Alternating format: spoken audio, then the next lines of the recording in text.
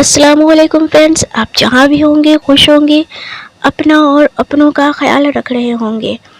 تو فرینڈس، آج میں لے کر کے آئی ہوں اپنی ناول دل ہار گیا کی ایپیسوڈ 22۔ فرینڈس، آپ سے ایک ریکویسٹ ہے، پلیز ایپیسوڈ کو یا ویڈیوز کو پلیز اسکپ نہ کیا کریں، ورنہ آپ کو سمجھ نہیں آئے گا۔ تو چلے فرینڈس، شروع کرتی ہوں زیادہ نہ وقت لیتے ہوئے آج کی ایپیسوڈ دل ہار گیا۔ ایپی 22 خوشی ناولز۔ یہ زامی شاہ زمان کو دیکھتے ہی عمر اسے آواز دیتا اس کی طرف لپکا تھا۔ کیا ہے؟ وہ بیزاری سے بولا تھا۔ اس کے کالے سلکی بال بار بار ماتھے پر آ رہے تھے، جن پر اس نے ہاتھ پھیرنے کی کوشش نہیں کی تھی۔ وہ جیسے ہی کچھ بولنا چاہا، ویسے ہی عمر کی نظر زامی کے بکھرے حلیے پر پڑی تو وہ رک گیا۔ اب بول بھی دے، شاہ زمان اکھڑے لہجے میں بولا تھا، کیونکہ آج صبح ہی صبح اس کا موڈ ماما کی باتوں کی وجہ سے خراب ہو رہا تھا۔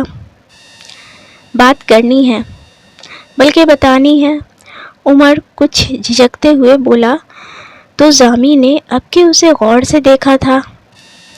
کیا ہے؟ جلدی بول، لیٹ ہو رہا ہوں، ویسے بھی آج موڈ بہت خراب ہے۔ شاہ زمان نہ چاہتے ہوئے بھی عمر کی بات سننے پر مجبور ہوا تھا، کیونکہ عمر کے فیس سے لگ رہا تھا کہ بات کچھ ضروری ہے۔ وہ بلیک ٹیم کا لیڈر یاد ہے تجھے؟ وہ ایک لڑکی کو فالو کر رہا ہے، مجھے لگتا ہے وہ کچھ غلط کر دے گا، تیری دشمنی ان سے نکال لے گا۔ تو جانتا ہے اسے کتنا واہیات اور گرا ہوا انسان ہے۔ عمر تیزی سے بولا تھا کہ کہیں شاہ زمان اس کی بات سننے سے انکار ہی نہ کر دے۔ کیا کروں میں؟ یہ تو اس کے روز کے کام ہیں، آج یہ تو کل وہ۔ شاہ زمان بولتے بولتے آگے بڑھا۔ وہ لوگ ابھی یونی کے راستے میں تھے، کیونکہ شاہ زمان یونی کے لیے نکلا تھا اور اپنی سوئفٹ پارکنگ میں پارک کر کے اپنی آفس والی بلڈنگ کی طرف جا رہا تھا، جہاں عمر کی ملاقات اس سے ہو گئی۔ یار، وہ لڑکی معصوم ہے اور ہم رائد کے دوست ہیں، عمر نے بولنا چاہا۔ تو کیا کہنا چاہتا ہے؟ اب کہ شاہ زمان رکا نہیں تھا، وہ چلتے ہوئے بولا، رائد سے اس لڑکی کو بچانا ہمارا فرض بنتا ہے۔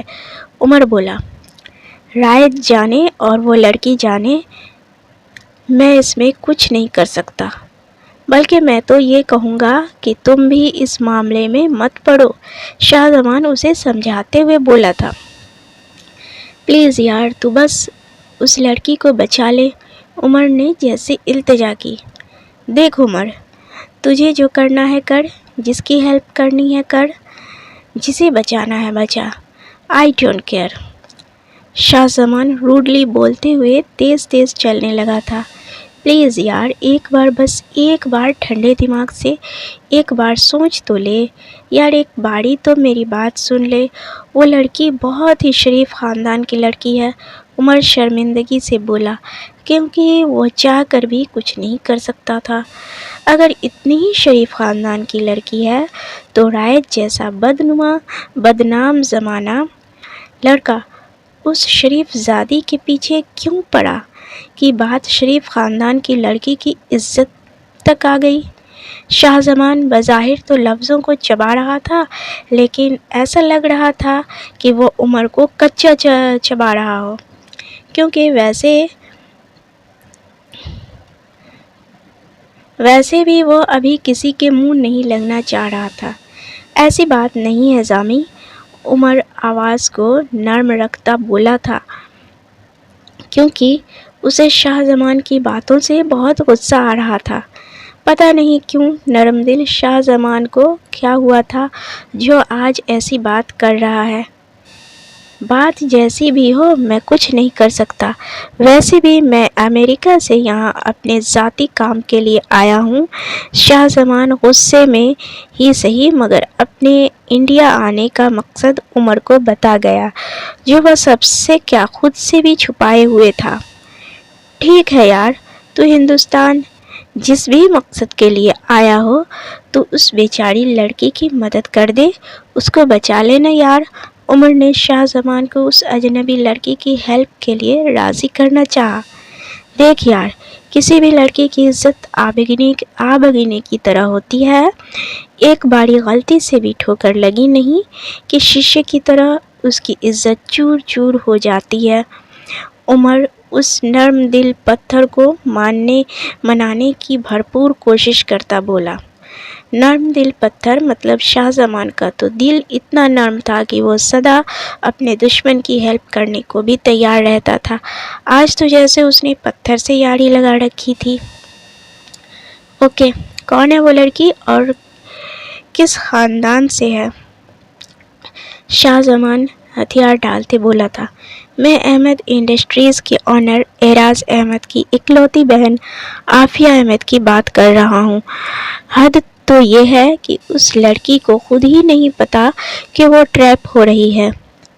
عمر جیسے جیسے بول رہا تھا ویسے ویسے شاہ زمان کے چہرے کا رنگ بدل رہا تھا۔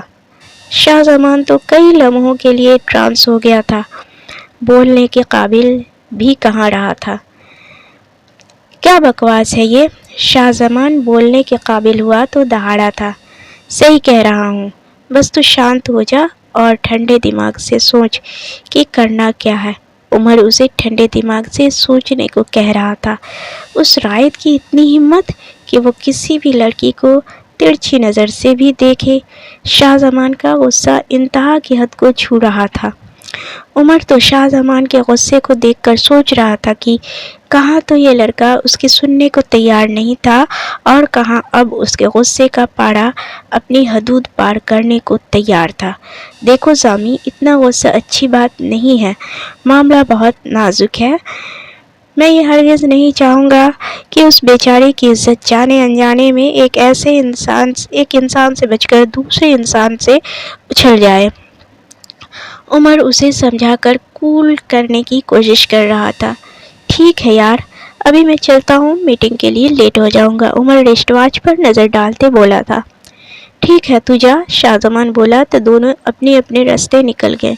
دونوں اپنے راستے چلتے کچھ نہ کچھ فیل کر رہے تھے۔ ایک اپنے دل سے بوجھ سرکتا ہوا فیل کر رہا تھا تو دوسرا اپنے دل کی دھڑکنوں کو بڑھتا محسوس کر رہا تھا۔